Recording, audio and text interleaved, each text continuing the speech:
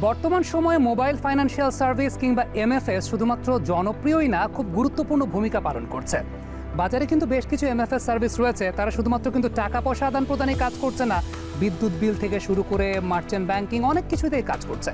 সামগ্রিকভাবে প্রত্যন্ত অঞ্চলের মানুষরাও কিন্তু এর সেবা ভোগ করছেন, অর্থনীতির চাকাটা সচল হচ্ছে এবং কাজগুলো অনেক বেশি মাত্রায় সহজ থেকে সহজতর হয়ে যাচ্ছে।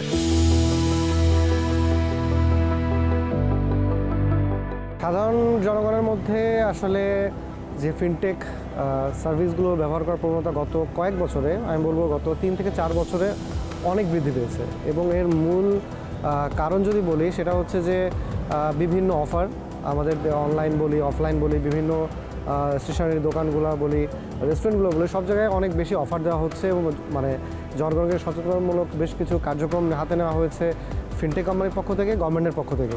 আর সেই জন্যই কিন্তু হচ্ছে গত কয়েক বছরে এই সংখ্যাটা অনেক বৃদ্ধি পেয়েছে। এবং আমরা আমাদের যে কোম্পানি সেবা ম্যানেজার, সেটা যেটা করতেছে, তারা হচ্ছে একদম রুরাল লেভেলে দোকানগুলোতে হচ্ছে কিউআর সাপ্লাই দিচ্ছে। এটা কিন্তু বাংলাদেশ ব্যাংকের একটা প্রজেক্ট, বাংলা কিউআর বলি। তো এই বাংলা কিউআরের মাধ্যমে কিন্তু এখন যে কোনো ব্যবসায়ী একটা সিঙ্গেল কিউআরে সব কিছু পেমেন্টগুলো নিতে পারে।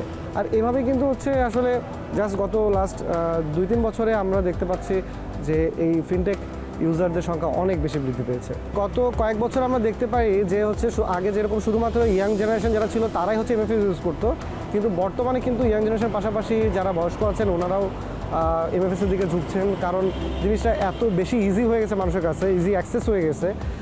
যেমন বিকাশ বলি, নগদ বলি, রকেট বলি, সবাই কিন্তু একদম রুরাল লেভেলে পৌঁছে গেছে। এবং আমরা যখন আমাদের প্রতিষ্ঠান থেকে একটা সারা দেশব্যাপী একটা সার্ভে করতে গেলাম, তখন যেটা দেখতে পেলাম যে বাংলাদেশে এমনও কিছু জায়গা আছে যেখানে আসলে ব্যাংকের কোনো ব্রাঞ্চ নেই বা কোনো এটিএম বুথ নেই। তো ওই জায়গাগুলোতে কিন্তু মানুষের একমাত্র ভরসাই হচ্ছে এমএফএস।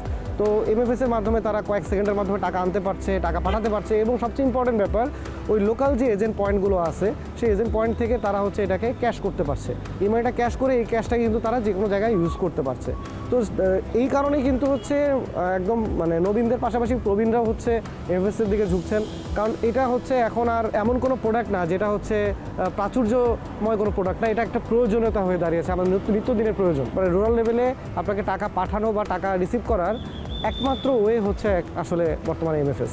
তো জাস্ট এই কারণগুলোর কারণেই কিন্তু হচ্ছে এখন প্রচুর পরিমাণে হচ্ছে এমএফএসের ব্যবহারকারী সংখ্যা বাড়ছে।